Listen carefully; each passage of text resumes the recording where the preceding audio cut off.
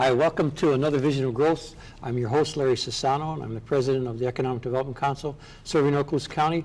We're here in the Cox studio, as we always are, and I've got a very interesting guest today that I'm going to introduce, and Terry Proulx, program manager for ARINC. Welcome. Good morning, Larry. Thank you for letting me be on your show. It's great to have you here. You know, one of the fastest growing industry sectors today is the unmanned air and ground vehicle systems. We're going to talk about that today.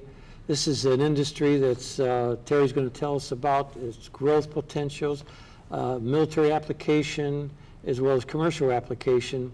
And but let's take just a second, Terry, to talk about your role with ARINC and a little bit about ARINC too. I think Bob and Larry will appreciate that, the other Larry. So please, if you would. Sure. ARINC is a multinational defense contractor. They specialize in communication systems. Anybody who's traveled through any airport, dealt with kiosk systems, or the air traffic control communications between the airport and the aircraft has come into contact with ARINC systems. My particular role and our role here in this area is more defense related, and as Larry mentioned, my expertise is in unmanned aircraft systems with experience that I gained through the military, and now I provide to ARINC. Yeah. And you know, we've been working with you, Terry, for the past few years, and you've been educating us extremely well on the growth and potential of this industry, both in the military application and the commercial application. What do you think is the biggest obstacle to the growth of the drones, unmanned air systems, whatever they want to call them? I think the biggest potential obstacle is the transformation from the military applications that you discussed, where unmanned aircraft systems really got their initial start, to the focus that's being placed on them now for potential commercial applications. Yeah. In our backyard, I call Okaloosa County, Northwest Florida, our backyard, there's quite a few companies involved in the manufacturing, software, hardware development of these systems, submersibles, ground vehicles, air vehicles, the Army, the special ops, and so forth. The companies that in our backyard, most of them are dealing with the military application. Is that correct? They are, and that's because a lot of the focus in our immediate area is based on aircraft stuff because of Air Force Special Operations Command out at Hurlburt Field, who is heavy focused in that area. The 7th Special Forces Group also are predominantly interested in the aircraft side of that. So I think that's why you see the companies in this immediate area focus in that field. What excites you about this particular? I mean, you're really an expert on this industry, and I met you 3 years ago at the first show that I attended, the AUVSI show, the Autonomous Unmanned Vehicle Systems International show. Right. And I remember you coming up to me and saying, "Hi, I'm Terry Proulx with ARINC," and you know, Bob Black said to make sure I looked for you. And you kind of led me around that show and really gave me an education on that industry. And that really, you had me locked in at that point. You know, we were just investigating the show. What is it about this industry that really excites you in terms of its growth potential? I think when I first came into contact with unmanned aircraft systems out in Nevada, it really struck me, my first day out there watching the aircraft fly around, it really struck me that I was witnessing a historic moment in the development of aviation. Really felt like I was at Kitty Hawk watching the Wright brothers fly that first time, and realizing the enormity of what I was witnessing with this transformation in aviation. And I think that that what really motivates me is that this is a chance to be part of an emerging industry, and when we're looking at the commercial applications and we're looking at the other applications for these systems, it's just it's mind-boggling how much aviation is changing, and that we have a part to play at being in an integral role in developing this technology for this area of Florida. Yeah. In terms of ARINC, what role does ARINC play in terms of the these systems? Here locally, we do a lot of test and evaluation. We do range activities for Eglin. And the rest of ARINC is, there are some other divisions of ARINC that are involved in this technology, and they're working with the X-47B, which is a Navy application for flying off aircraft carriers that's being looked at in Pex River and the Annapolis area. Interesting. So is ARINC involved with all the services? I mean, you have the Army, the Air Force, I'm sure the Marines, the Navy, all of them are involved with some forms of unmanned air, ground, submersible vehicles? Although all of the services are involved in the different applications, everything from underwater vehicles to air, we primarily deal with the Air Force and the Navy. Okay. Well, there's some misconceptions, obviously, that you're aware of out there from the public perspective in terms of this drones, let's say. Let's call them drones. That's a safe term. How much truth or how realistic are those misconceptions about the autonomous vehicles themselves?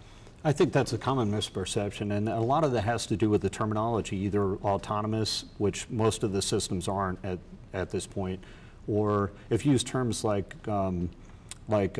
unmanned aircraft systems, right, that implies that these aircraft are operating autonomously at some point, and unfortunately, some of what we're dealing with is that Hollywood got to this issue first, and we've talked about that. The public perception of unmanned aircraft has been defined largely by Hollywood and how they pictured unmanned aircraft in the Terminator movie series and the Transformer movie series, where aircraft are operating autonomously without human control. And I think that's an important distinction that we have to make, is that these systems are always under the control of a human being. And you've seen recently the Air Force has made a move from calling them unmanned aircraft systems to remotely piloted aircraft systems. Okay. That's an important distinction, because at all times there is a human being in the link on the aircraft. They're launching it, they're monitoring it, they're flying it just as you would a regular airplane from the cockpit. Only the individual is not physically on the aircraft, but there is a human being in control at every phase of the flight. Yeah. Well, do you think the future will hold the same in terms of them being not, autonomous totally, but remotely? Will they always be controlled by a human being? I think that at least for the near term, you're going to always see a human being in charge of it. The change that you may see is that you may see one human being controlling more than one unmanned aircraft in flight. For example, if you were going to ferry an unmanned aircraft from one place to another, and you were going to fly a mission, the guy you could have one pilot do that. He could set the initial aircraft out on its course to fly from one location to another, and then while the aircraft is doing that, he can turn his attention to flying a second aircraft. What about the distances of controlling these manned, piloted type systems? Do they have to be within a certain radius of distance in terms of controlling them? A lot of that depends on what frequencies you're using to communicate with the aircraft, and what they call that is line of sight. Most of the systems, especially the small unmanned aircraft systems, are operated in line of sight of the operator. It isn't until you get to the larger systems that you start dealing with what the Air Force calls remote split operations, where you have an aircraft being launched in one place and it's in local control or line of sight at that point. And then you have the aircraft picked up remotely via satellite from another location, and then it's being flown in what they call remote split operations by a different pilot. I'm sorry, the Predator, or Global Hawk, those types? Those are traditionally done with Predator and Reaper, where the aircraft will be launched in Afghanistan or Iraq or other theaters of operation, and then it'll be turned over to a pilot who's in the continental United States who will fly the mission. And then when he's finished, he'll turn the aircraft back over to the person that's going to land it, and they will land it using line of sight at that point and refuel it. Now, I haven't heard recently a lot about the manned and unmanned air vehicles, where they could be both. What is the advantage of having a vehicle or a system that can be operated by a human being actually in the vehicle, and that autonomously as well. I think what you're seeing now is, and there are some companies in our area that focus in that niche, like Nini Incorporated. Right. They have an optionally manned aircraft, which is yet another category. And I think what you're seeing is there's increased flexibility. If the customer wants the human being on the aircraft, they have that option. Within a short amount of time, the aircraft can be converted over and flown optionally, unpiloted, if that's what the customer chooses. It just allows you that flexibility. Well, in terms of the control of the airspace and everything there, I guess I remember a few years ago that Dr. Hsu was involved with a company that was brought a vehicle at the Bob Sites Air Park there, and it was a very small air vehicle, and the pilot got in there. He was up in the air for about an hour, and then they had a van on the ground that was, there's some control being done by an individual in that van, and then the pilot came down. But this was one of those vehicles where it could be operated without a human being in there. Unfortunately, that company never came here, but that was probably 5 years ago. So. Right, and the Navy has big plans to actually introduce unmanned aircraft onto aircraft carriers beginning next year. They want to begin their initial testing of that combat capability. And you're also seeing aircraft like they have F-18s that have the option of having a pilot control them or being operated autonomously, and they're using those to demonstrate the initial capability for being able to land unmanned aircraft on an aircraft carrier. In our 7 Special Forces group here now, I understand they have a whole gamut of smaller vehicles, almost like small planes, that they can actually carry in the backpack when they're in the field, throw them, and they can fly ahead and determine with cameras if there's enemy in front of them or any negative impacts. Is that one of the stronger industries, those smaller unmanned vehicles like that? I think what you're going to see is the primary growth areas in the unmanned aircraft industry are really going to be in that area. Whether we talk about military applications or we talk about commercial applications, that's where the majority of the market is going to be. Not everybody has $4.5 million or $10 million to spend on a Predator or Reaper, where the operating cost and the level of training and other factors are all weighted to the small unmanned aircraft becoming the driving force in the industry. You know, Terry, I think that there's one aspect of this that keeps going through my head in terms of this industry, is that it saves lives. Yes, it does. I've talked to pilots, and they said, well, we think it's inevitable. Of course, some pilots feel that planes with human beings in it are the way to go. Right. But they do agree that with the way wars are today and terrorists, that those unmanned vehicles really do help to save and prevent, the loss of lives. They do, and that's a great advantage of unmanned aircraft, because you don't have to risk the pilot to get the mission accomplished. So you not only don't put a pilot in harm's way, but if you're talking about military applications, you can send a lot less people into Afghanistan and Iraq. You just need enough guys to launch the aircraft and refuel it or perform maintenance on it. You don't have to expose an entire squadron to risk by moving them physically into the danger zone if you can fly the aircraft from a different location. Right. So you expose a lot less people to risk. But for some of the commercial applications we've been talking about also, like for right now, if you're looking at doing inspections of power lines for Gulf Power, right now they hire a helicopter pilot who has to fly at low level, and he has to fly right over the power lines, and he has to do a visual inspection on where the lines may need some maintenance and further inspection. With an unmanned aircraft, you can do that same application a lot easier, a lot cheaper, and you don't have to subject a pilot to the risk of flying over high voltage power lines. Yeah, what other commercial usage? That's a great example. Do you see, how about in the oil fields and oil rigs using these? I think the big applications that you're probably going to see first are homeland defense, counter piracy, counter smuggling, drug smuggling operations. You're going to see emergency management applications where this would be perfect. If you had a hurricane come in, you could use an unmanned aircraft to spot where survivors had gathered in a particular area. You could use the infrared sensors on it to identify where there may be survivors inside a structure and help target your reaction to the areas where you know the survivors are. The other applications, really, the other commercial applications are going to be wildfire management, which we've talked about, where you can actually detect a fire a lot faster and you can vector the response more intelligently because you know where the heart of the fire is through the smoke, and you can see which direction the fire is moving in. As the fire department's responding, you already have an idea of where you need to deploy your firefighting forces at to have maximum effect.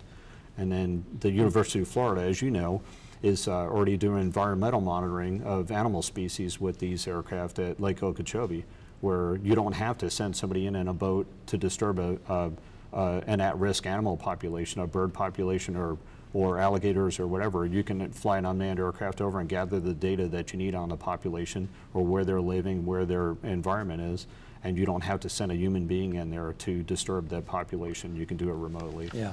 Well, just for a second, can you just elaborate on the what you see as the impact in the commercial side of this industry will look like in the next, let's say, 10 years? I think you're going to see a tremendous change. You're going to see much more of the commercial focus as the wars wind down and the military technology that was developed to aid our troops starts to become adapted for commercial use. I think you're going to start seeing a lot more interest in that area and looking at the commercial applications for this technology. Well, let's take a second to talk about the Autonomous Vehicle Center that is being proposed out at the University of Florida's Research Center, just outside the west gate of Eglin there. That is one of a kind. Hopefully that will be built. It's going through some, we're going to have some photos showing how the rendition of that 45,000 square foot building will look. But basically, it'll be there to test smaller air and ground vehicles, you know, some in the neighborhood of about a 12, 14 inch wingspan on an air vehicle. And there's a lot of companies that have interest in our own area here for using that. Nini expressed an interest as one of the companies. We've been talking to your friend Joe at DRS, right. And there's quite a few companies. What are your thoughts on that center, if it is and when it is built, in terms of what it'll do for recognizing our area for being a leader in this particular industry? I'm very interested and very excited about that application that you mentioned. Not only because of its close proximity to the military bases, but there are a lot of companies that are interested in the capability to be able to do indoor testing of unmanned aircraft systems, unmanned ground systems that that facility would lend itself to. But I think the most important thing is, you and I have been to the unmanned aircraft shows, and you've seen that there are communities like Dayton, Ohio, California, and others, Texas, Oklahoma, that are very interested in taking a leadership role in this area. Yes. And I think that having a facility like your Autonomous Vehicle Test Center is going to put us on the map and make us a viable partner and make us a force to be reckoned with in this area, developing and testing unmanned aircraft.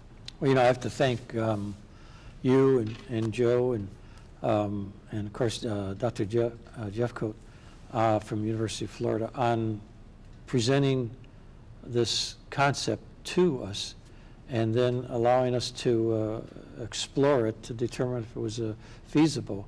And particularly with Dr. Jeffcoat's initiative to work with his University of Florida members, we are moving forward with that. But it'd be exciting to see that dome up and companies in there using it, testing it with security, GPS availability. We're not there yet, but you know, we're getting closer. We are, and I think it's great that the other thing that will serve as a magnet to draw companies here. So it gives us a chance to not only get companies, make them knowledgeable of what we have to offer in this area, but it also ties into the educational institutions that are in the area as far as internship programs for them to have students participate with companies that are already operating in this field. And we're looking at just such a tremendous opportunity for this area. No question about it. You know, you mentioned universities and even the STEM schools at the high school and junior high school level, getting these students interested in this industry. Now, the other aspect we didn't talk about, Terry, is the diversification that this brings to our area by focusing some attention on the growth of this industry. You know, everybody's screaming for, we need to diversify our economy, you know, from the military and tourism to something else, to give us what we refer to as a three-legged stool concept. Yeah.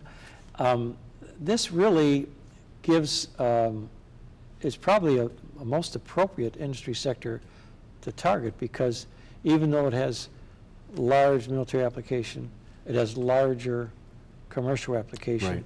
And it does bring diversification to us. And I think it also brings diversification in the fact that we're going to need companies here that can manufacture unmanned aircraft or machine parts or become suppliers. And you and I had looked also at the jobs that the unmanned aircraft industry could bring to this area. And one of the EDC's focus areas is bringing in well-paying jobs. And all of the research shows that the jobs that could be expected to come into this area as part of the unmanned aircraft industry expansion would pay 2 to 3 times what the average salary is in Okaloosa County right now. Yeah. So that would be a tremendous financial windfall for the people of Okaloosa County. No question about it. You know, as you know, Jim Breitenfeld formed the sub group of the Techman organization centered around the unmanned air vehicle and ground vehicle group, and I know that you're a big part of that. We think that as we make more announcements in the areas of this particular industry, that we're going to see more companies interested. I'll bet you the EDC receives about 1 to 2 calls a week now from companies outside the area that have read an article or heard that we're exploring this particular industry, and they want to know in what fashion to determine if they can be part of it. So I think that Autonomous Vehicle Center will be a good draw for, like you said, for companies that may not be so familiar with Northwest Florida. I agree, and I think not only is this going to be a huge benefit for the aviation industry as a whole, but this is our opportunity to be on the ground floor of an opportunity for tremendous growth. Absolutely. This is really our chance to get in on the ground floor and to be a part of the success of this sector as it continues to grow. It's exciting. We only have about 4 minutes left, so I want to maybe capture 1 or 2 last questions. We did not really elaborate on what some of the other states are doing, or talk about the FAA's Unmanned Air Systems Test Site activity. Can you kind of elaborate on that? Sure. As we've discussed, there was legislation that was passed at the end of last year that directs the Federal Aviation Administration to look at creating 6 national test sites for testing and integrating unmanned aircraft into the national airspace. There's a fierce competition that's going on right now between different states and different regions on how they're going to land those, because that type of designation could bring in a tremendous amount of money to the host states. Florida is very interested in that. As you know, a lot of the original equipment manufacturers are in California. Dayton, Ohio is another leader in this area. We want to be one of those leaders also, and we've paired and partnered with the Florida's Great Northwest and Space Florida to try to figure out how we can position the state of Florida best to become a major competitor for one of those areas. As you know, the discussions are ongoing, but I think we're very competitive.